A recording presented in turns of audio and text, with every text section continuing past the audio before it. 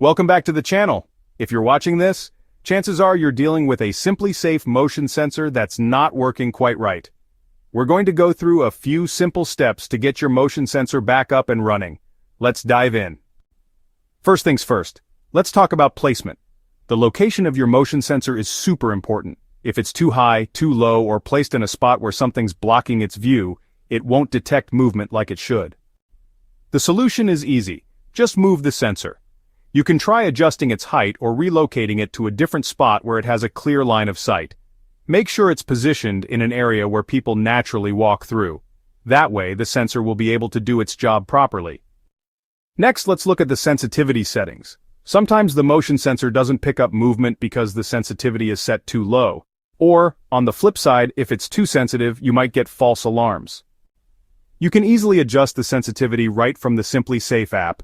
Just open the app, head over to Device Settings, and tweak the sensitivity settings. Some models even have a physical button on the sensor to adjust it manually. Play around with the settings to find what works best for your home. If that doesn't fix the issue, let's go to the next solution. This fix can often solve the issue right away. On your Simplisafe keypad, press the exclamation mark to check your notifications, or open up the Simplisafe app on your phone, tap Menu, then My System, and go to Device Settings. See that little refresh button at the top? Hit that and let's see if it fixes the problem. If after refreshing, your sensor still shows offline, it's time to try something else. Go ahead and delete the sensor from your system, then re-add it. This little reset can do wonders. Now here's where most people go wrong. It's actually the battery. But don't worry, this is an easy fix.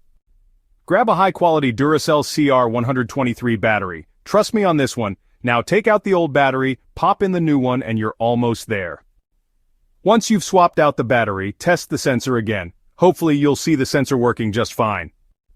Hopefully this little tip helped you out. If it did, don't forget to hit that like button and subscribe for more smart home troubleshooting tips.